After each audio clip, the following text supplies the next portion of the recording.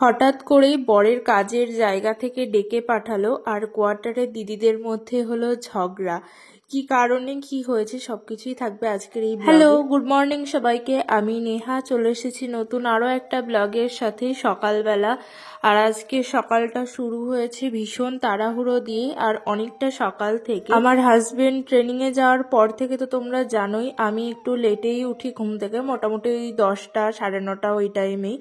কিন্তু আজকে আমার ঘুম থেকে উঠতে হয়েছে 6টা 6:30টার সময়। তার একটা কারণ আছে, কারণটা কি তোমাদের সঙ্গে শেয়ার করি। ব্লগের প্রথমেই তো বললাম হঠাৎ করেই বরের কাজের জায়গা থেকে ডেকে পাঠালো। ব্যাপারটা হচ্ছে হঠাৎ করে কাল রাত্রিবেলা প্রায় ওই 10টার দিকে আমরা জানতে পারি মানে আজকে ওয়েলফেয়ার হবে। আর যারা জানো মানে যারা কোয়ার্টারে থেকেছো তারা জানবা ওয়েলফেয়ার একবারই হয় মাসে, কিন্তু সেটা না আমাদের হয়ে গেছে এই মাসে। হঠাৎ করে কালকে রাতে আমাদেরও একটা গ্রুপ আছে, যেমন আমাদের হাজবেন্ডদের গ্রুপ থাকে, তোমরা জানবা যারা থেকেছো যে আর্মি ওয়াইফদের মানে আমরা ওয়াইফদেরও একটা গ্রুপ আলাদা করে থাকে। সেই গ্রুপেই কাল রাত 10টার দিকে মেসেজ এসছে যে আজকে সকাল 10টার সময় আমাদের যেতে হবে। তার মানে বুঝতেই পারছো কতটা এমার্জেন্সিতে সবাইকে বলেছে। আর আমার না কালকে রাত্রিবেলায় আমি চুলে তেল দিয়েছিলাম, মানে আমি বুঝতেই পারিনি যে এমন করে মাসের শেষে যেতে বলবে। আর মানে এটা কথাও ছিল না যে আমাদের যেতে হবে। তো সেই জন্যই আমার আবার সকালবেলা উঠে শ্যাম্পু করতে হলো। তো কি কারণে যেতে হবে সেটাও বলছি তোমাদেরকে। তার মধ্যেই দেখো আমার কোয়ার্টারে চুরি হয়ে গেছে। এইখানে দেখো চোর আসছে, এই পুতুলটা নিয়ে ও দৌড় মারে জানি না কেন। আর পুতুলটা নিয়ে খেলবেও না, এমন করে নিয়ে গিয়ে রাস্তার মধ্যে নাই নোংরার মধ্যে ফেলে ফেলে দিয়ে আসে। তো এখানে আমি যেই ঘর থেকে বেরিয়েছি মানে পুজো দিতে দিতে দেখছি ও পুতুলটা নিয়ে দৌড়ে চলে গেছে। তো ওখান থেকে আবার ডেকে নিয়ে আসলাম। আর এখন এই যে দেখো 9:30 অলরেডি বেজে গেছে আর 10টার সময় বলেছে বাস আসবে। তার মধ্যে এখন আমার চুল শুকাতে হবে, তারপরে এই যে ভাত এখন করলাম, খাবার খাবো কারণ জানি না কখন আসতে হবে। আর আগেই বললাম হঠাৎ করেই বলেছে যেতে। আমি কিন্তু কালকে রাত থেকে ভীষণ একটা ভয়ে আছি, কারণ বুঝতেই পারছো তোমাদের দাদা ভাই নেই আর এমন হঠাৎ করে যেতে বলেছে। কি ব্যাপারে আমি ঠিক বুঝতেও পারছিলাম না, ওই জন্য একটু টেনশনে ছিলাম যে কি হবে না হবে। ওই জন্য ভাবলাম সকালবেলা খেয়েই যাব, না হলে দুপুরে কখন আসবো তার নেই ঠিক। এখানে আমি চুল শোকাচ্ছি আর আমি জানি না কেন যেদিনই আমি মাথায় তেল দিই পরের দিন ওয়েলফেয়ার হয়। তাও মানে আগে থেকে আমাদেরকে বলে দেয় হয়তো, মানে আমরা জানি যে কবে হতে পারে। এইবারটা যেন তাড়াতাড়ি মানে হট করেও ডেকেছে, ওই জন্য সকালবেলা উঠেই তাড়াহুড়ো লেগে গেছে। তাও আমি যেহেতু এখন একা আছি মানে তোমাদের দাদাভাই নেই, ওই জন্য রান্না বান্নার অতটাও চাপ নেই। কালকের ডাল আর তরকারি ছিল আর এখানে ভাত করে নিয়েছে, এখন আমি খাচ্ছি। আর এই খেতে খেতে না আমার সেই স্কুলের দিনগুলোর কথা মনে পড়ে গেল, কারণ স্কুলেও ঠিক এমনই হতো আমার সাথে। মানে আমি ছিলাম ভীষণ লেট। আমরা যে কজন মিলে স্কুলে যেতাম মানে আমার সাথে আরো দুটো বান্ধবী থাকতো, ওরা প্রত্যেক দিন আগে করে রেডি হয়ে আমাদের বাড়ি এসে বসে থাকতো আর আমি ভাত খেতাম। আর জল দিয়ে গিলে গিলে আমাকে ভাত খেতে হতো। এখন আমার সেই অবস্থায় দেখো জল দিয়ে গিলে গিলে ভাত খাচ্ছি। আসলে আমার এখনো চুলটা বাঁধা হয়নি, চুলটা পুরো ভেজা আছে। তো খাওয়া দাওয়া করে চুল শুকিয়ে তারপরে বেঁধে যাব। এখানে দেখো রেডি হয়ে নিয়েছি, যদিও বা পুরো চুলটা আমি শোকাতে পারিনি, একটুখানি সামনে থেকে শুকিয়ে নিয়েছি। আর বাসে উঠে পড়েছি আর বাস থেকে ওইটা ভিডিও করছিলাম, একটা এত বড় মূল্য ছিল ওখানে, দেখে তো আমি পুরো অবাক। যাই হোক এবারটা তোমাদের সঙ্গে শেয়ার করি যে কোথায় কি হয়েছে, কারণ আগেই বললাম যে কোয়ার্টারে দিদিদের সাথে ঝগড়া হয়েছে।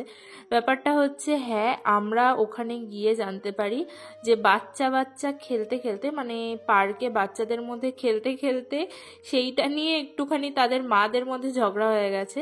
সেই জন্য আমাদের প্রত্যেককে ডেকে পাঠিয়েছে, ওখানে আমাদেরকে প্রত্যেকের যেতে হয়েছে।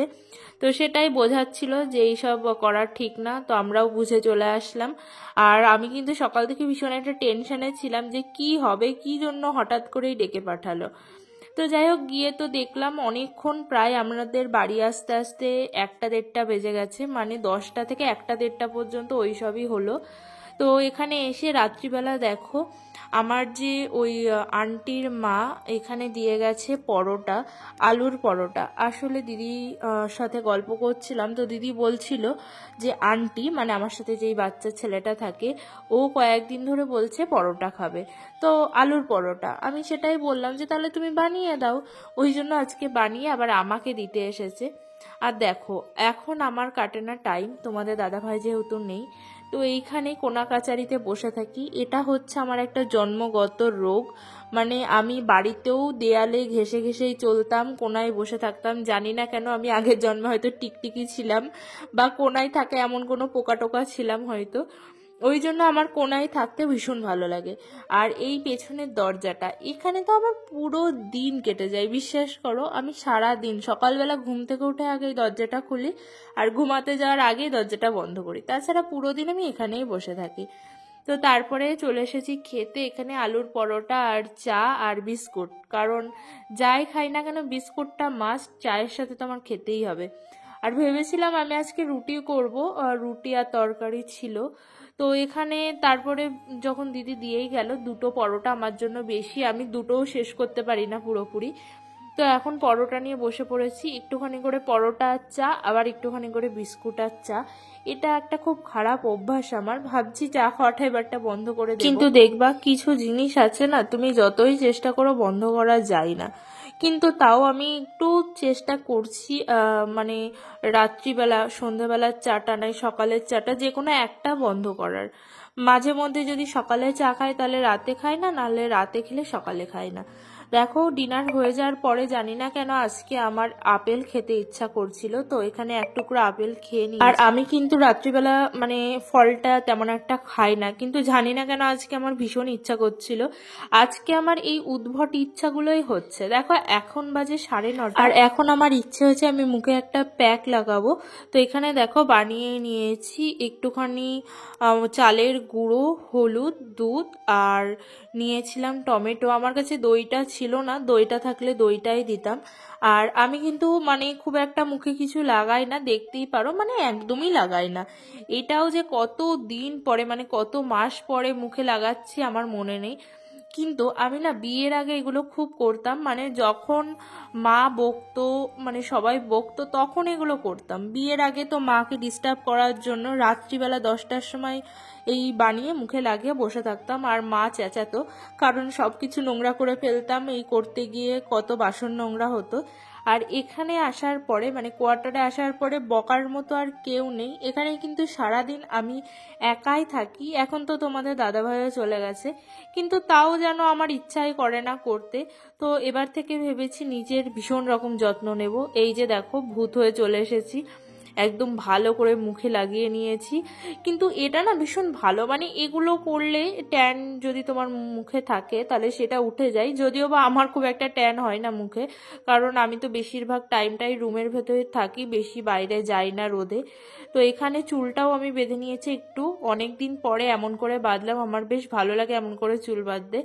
আর এখানে দেখো আমাকে কেমন ভূতের মতো লাগছে, আমার কিন্তু নিজের এমনভাবে মুখটা দেখতে ভীষণ ভালো লাগছিল। মানে এখন হাসা যাবে না, আমি সেটাই বলছি তোমাদেরকে, এটা আগে শুকাবে তারপরে হাসা যাবে, মানে মুখটা ধোয়ার পরে। আমি শুনেছি নাকি মুখে কিছু লাগিয়ে হাসলে মুখটা কুঁচকে যায়, মানে স্কিনটা, জানি না এটা কতটা সত্যি, কিন্তু ওই আর শুধু তো মুখে ক্রিম লাগিয়ে ফেস প্যাক লাগিয়ে রাখলেই তো হবে না, ভেতর থেকে তোমার একদম ঠিকঠাক থাকতে হবে। ওই জন্য তোমাদেরকে খেতে হবে বেশি করে জল। আমি কিন্তু ভালো মানে অনেকটা জল খাই, এটা কিন্তু আমার বেশ একটা প্রিয় জিনিস বলতে পারো, জল আমার খুব ভালো লাগে খেতে। যাই হোক, আমি জানি এই ভিডিওটা দেখার পরে আমাদের কোয়ার্টারের আশেপাশে যে দিদিরা থাকে প্রত্যেকে আমার মাথা খারাপ করে দেবে যে আমি কি মেখেছি, কারণ এরা মনে করে মানে আমার এখানে আশেপাশে যারা আছে আমি মনে হয় অনেক কিছু লাগাই, আর এরা এটাই বলে যে তুমি হচ্ছে পশ্চিমবাংলার সুন্দরী। তো ওরা ভেবেই নিয়েছে যে নেহা অনেক কিছু মুখে মাখে, ওই জন্য হয়তো এত সুন্দর। আমি বাইরে গেলে আমাকে সবাই একটাই কথা বলে, তুমি মুখে আর চুলে কি লাগাও, সত্যি কথা বলো। কিন্তু আসলে বিশ্বাস করো আমি কিন্তু তেমন কিচ্ছু মুখে লাগাই না, আবার চুলেও তেমন কিচ্ছু। আর এই দিদিরা কিন্তু আমার প্রত্যেকটা ভিডিও দেখে, কিন্তু ওরা বুঝতে পারে না আমি কি বলছি। তো এটা দেখার পরেও আমি শিওর ওরা আমাকে জিজ্ঞেস করবে যে আমি কি কি লাগিয়েছি মুখে, তো আবার ওদেরকে আমাকে বলতে হবে। তো এখানে দেখো আমার বর মানে তোমাদের দাদা ভাই আমাকে কি হারে পাগল বানায়। মানে তখন মনে হয় 10:30 বাজে, ও তখন ফোন করে বলছে কি খেয়েছো, আমি বললাম আলুর পরোটা। শুনে বলছে দুটোই হবে না, তুমি এখন দুধ গরম করে 1 গ্লাস দুধ খাবা। তার মানে ভাবো আমার এখন 10:30টার সময় আবার দুধ গরম করতে যেতে হয়েছে, আর দুধটা কতখানি পড়েও গেছে। আর দেখতেই পারলে মুখটা ধোয়ার পরে মুখটা ঠিক কতটা ফ্রেশ লাগছিল। আসলে মানে একটু আধটু ট্যান থাকলে এগুলো খুব ভালো করে পরিষ্কার করে দেয়। আর আমি কিন্তু একটুখানি মুখটা তখন স্ক্রাবও করে নিয়েছি। যাই হোক, আজকে দেখো দুধ খাওয়ার ভিডিও তোমাদের দাদাভাই আবার চেয়েছিল। উনি আবার মাঝে মাঝে বিশ্বাসই করে না যে আমি খাই। খাওয়া নিয়ে আমাদের সবার সাথে ঝগড়া চলে। যাই হোক, এখন আমি দুধটা খেয়ে নিই। আর আজকের এই ভিডিওটাও এটুকুই। যদি তোমাদের কিছু ভালো লেগে থাকে চ্যানেলটা সাবস্ক্রাইব করে দেবে, একটা লাইক আর একটা কমেন্ট করে দেবে। দেখা হবে নতুন আরও একটা ব্লগের সাথে। টাটা সবাইকে।